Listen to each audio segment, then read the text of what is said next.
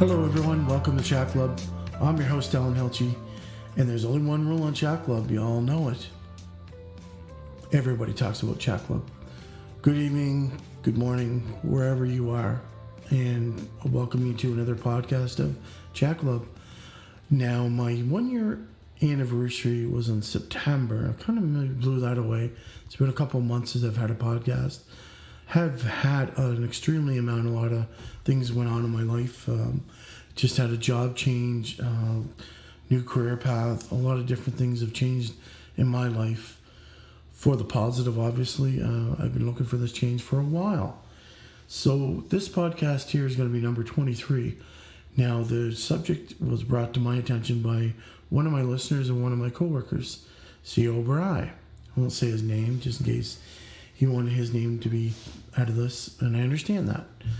He said a good podcast would be challenges one faces from moving from jobs after 20 years and the struggles to move on and so on in your emotions. He also goes on to write that your inspiration to some of us who feel we cannot make the change for whatever reasons hold us back. And he says, so good luck, my friend, C.O. Bry. So that's the message I got from him. So I'm going to go with this podcast. And I think it's an important podcast because there's a lot of people that are going to be making a lot of changes in their lives due from the last year, well, since February with COVID-19 hitting. And we're heading into the second wave. I know in my province of New Brunswick, we're hitting it quite hard. We just takes one person and it just explodes. And we're going from different phases, and we're going into a couple of regions in my area are going to orange. So it's not a happy time in New Brunswick. And we also had this Atlantic bubble that was pretty safe. We had Newfoundland, Nova Scotia, PEI, and New Brunswick. PEI and Newfoundland have withdrawn from our bubble for at least 2 weeks to see how we've had some COVIDs, and it's run our numbers up quite high, and we've had some real explosive numbers. So in these trying times, there comes a lot of times where we have to make those changes, and that's jobs, because some businesses have basically closed doors because it's not feasible and they just don't have the amount of capital nor the income because of COVID. COVID has impacted us in a lot of numerous ways in our lives. So it's up to you that wants to make a change, and it's your biggest obstacle. So in my job, I've been working in my job for over 21 years in youth corrections. Now, I was told that a youth correctional officer will only last the maximum. That is their burnout, their shelf life of 12 years. So I've struggled for years on and off to figure out a way to change. And that was within my last 5 years. How did I make the change? I asked for the change. I had an opportunity, and I thought I had an opportunity to go where I am now. Now, my new job is a lot less stress, a lot more manageable for me, and it fits my lifestyle right now. How did I get there? Well, I took a chance, and I knew that in my job I wasn't challenged anymore, wasn't happy. Could have been, there's a lot of different things impacted my decision. I just didn't want to work in youth corrections anymore. I was burnt out. My shelf life was done. So that's when my opportunity came, and I asked for the change. They did give me the change, and I'm so happy that it did happen. Because not only that, it moves back to my hometown, which I'm pretty happy. So I get to see my mother, which makes me very happy because she's older. She's in her 70s now. So on my days, I haven't sold my house, so family still lives in Miramichi. But on the retrospect, I get to go home and travel and spend a little time with my mother, which I enjoy very much. So that was my biggest thing, is to do this sort of thing. And I really enjoyed this whole new thing. And I'm very happy that this happened for me. Makes me very happy in my life. And it's made a lot of things more bearable, like the COVID-19. It's not bearable for everyone. So, I mean, I've struggled working this job for years. And sometimes you're in a place, in a job where you just feel, I know what to expect on a daily basis. I'm comfortable here. I know I'm going to get my vacation. I know things are going to happen. Always taking that step to the unknown is one of the hardest things we ever have to do. So your biggest obstacle is yourself. How are you going to make this change? And, there were some days where I was working, I felt numb and uninspired of the work. It felt like some days it was Groundhog Day, the movie Groundhog, where you wake up and you do it all over again. It's the same thing. In my job in youth corrections, it always wasn't like that. But for the most part, it was like that. You get up, you do the routine. So some people are scared of taking salary cuts, scared of, what your friends and family might say about doing a new job. So my thing to you is your mental health, is your happiness of where you work for the next 10, 12 years. Is it worth that stress that you may have to go on stress leave, or you'll burn yourself out so much that you'll have to get counseling? And it's just coping mechanisms to get through the day. So these are some of the things that you have to think about. Another thing is you can't figure it out just by figuring it out. You have to weigh your pros and cons to everything. So, my initial approach from when I wanted to do this was I would think about what I was going to do, how I was going to do, how it was going to impact. I was very lucky in my job that I went to. I had a sneak peek, and I took a sneak peek to see what the place is about. I got to meet the different people. I got to meet my new bosses. Fantastic. It made my decision so much at ease, and I was blessed to get the opportunity to do this. But not everyone gets this opportunity. So if you're looking for a new job and you do get that job interview and you do get certain things, if you know people that work in there, get an understanding of where you're going, what you're doing, and compare the different things. Because when it really comes down to it, it's your next career change. So my career is still in corrections, but I'm in a different facet of within corrections, which is not a bad thing for me. I really enjoy it. So another thing, if you're looking to get off the fence, you're not going to find a job by just looking for one. So my thing is, look for different things, find out different things, do your research of what you want to do. See, talk to different people that have been in the jobs. So just coming back to rewind what I was saying about some jobs in some provincial governments or different governments will give you a leave and give you a chance to try it. So what are you really losing by trying something new? And what are you really losing? Now, some say I'm going to lose a bit of pay. I'm going to lose, if I went on straight days, I would have lost shift differential and different things like that. But what you have to really figure out, can you manage it with the money that a little bit of a cut? Is your happiness, your mental health, what is it worth to you? And you have to figure this stuff out. And sometimes you got to make a bold decision for yourself, because money isn't really everything. And sometimes, we talk about pensions, we talk about, different things, and they're very important. But also taking your money and investing into an RSP can be another way. When you're making these decisions, it's really not a choice to do it by yourself. Have some ideas and bounce them off other people that you trust, or your spouse, or your partner, whom you share your life with. Very important. To get the support from them also is a crucial part of getting into another job and doing these sort of things. It's very crucial. So there's a line that Helen Keller says, "Alone we can do so little.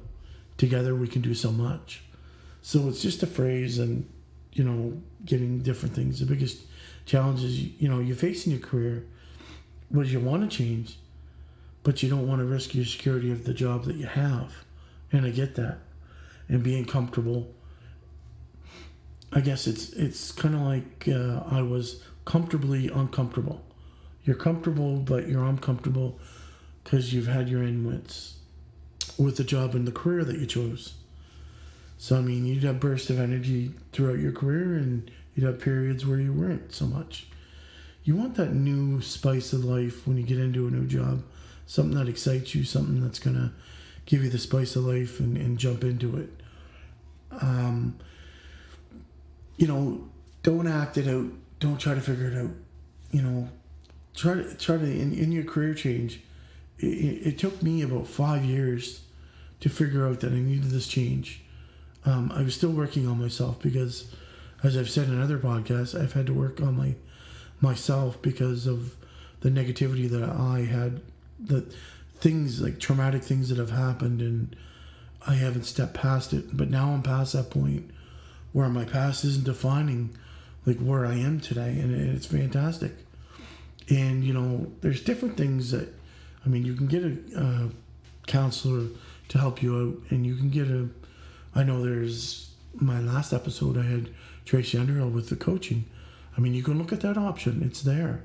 And some of these plans will help out with the cost of this.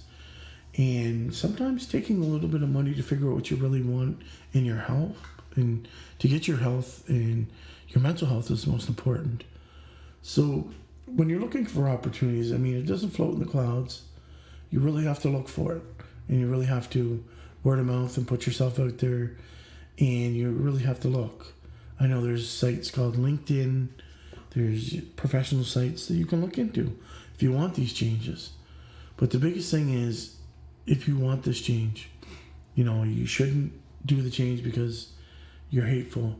You have to really think about it. And what really got me through everything is I felt I did everything in my job that I could do. Though coming into my job when I left, I was doing supervising, which is new. But that wasn't enough to keep me there. That wasn't enough to keep where I wanted to be. I wanted to be home where my mother was. I wanted to do other things and experience different things. And that's what a job should be. There's not too many people in the world that can work the same job for the same amount of years that everyone else has. And it's one of the hardest things to do, is to do the path. And there's people that change their careers a number of times, and it's just for happiness and to keep the spirit up and keep your mental health above board. And that's the most important thing. Now, do I inspire people for what I did? I'd like to hope I did. Brian seems to think so. But some people are just very happy with the way it is. It's I know it and I'm good with it, but you got to burn yourself out, and you have to really balance the act of where you're going, what are you doing. So the biggest thing is to make sure to research where you're going, what you're doing. Maybe go back to school. And these are things you can think about. But the most important thing is that you have to make that decision. You have to be the one that is happy with this decision, not anybody else. And through this COVID has been one of the hardest things in the world as we speak, because it's preying on jobs, mental health, physical health. A lot of people are, bucking the rules, not wearing masks. Some people that are spreading it and don't care about other human life. It's a real trying time in our world right now. And do I want to be a part of this? No. But I want to be a part of the solution. I do my part. I wear my mask. I try not to venture too far. I try to be a good human being to others, and I try to do the best that I can do on my end. Is it a conspiracy that government want to reset in our life? I would hope not. Do I think it's true? Sometimes you wonder. But we have to trust people. We have to trust other scientists, and we have to trust doctors, and there's people bickering back and forth of what is the right thing, what is the wrong thing. Is this right? Is it wrong? We don't know, but we just got to plow through it. We got to find the seconds to get through with it, and we got to find different things that we can do. We got to cope with, we just got to get through this thing, and we got to do it the best we can do. Do we have a solution to everything? No. We have a vaccine in the works for COVID-19, but we have to do our part as a society. But do we really know what's going on now? So we're just going to have to trust the professionals. When we get nurses out there that are doing their best, that are right in the midst of it. And I really pray, and I'm religious to a point, but I really think about other people that are victims and the survivors. And I really, my heart goes out to all the people that have lost family members and have lost friends and family through COVID-19. Yes, it's a flu. Yes, it's this and that. Yeah, I understand. But these are human lives. So at the end of the day, we are all human beings trying to survive. So what a better way to survive than trying to do what your government says or what rules are put in place. Stop bucking the system. Stop listening to other people and start making your own decision. Stop being impacted by social media or CNN or anything like that. Make your mind up. Find out the facts and just do your part. That's all we can do.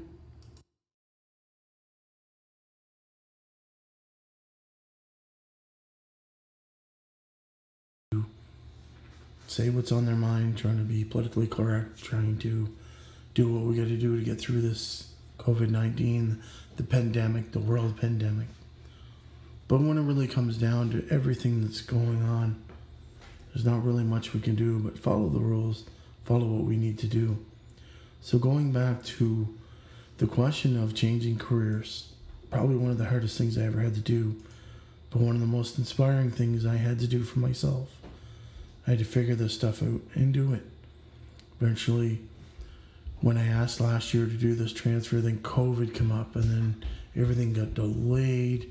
So there was a lot of anxiety that I had on myself, a lot of things I put through while I'd be going. They promised, and there was a lot of who's, what, when, and where.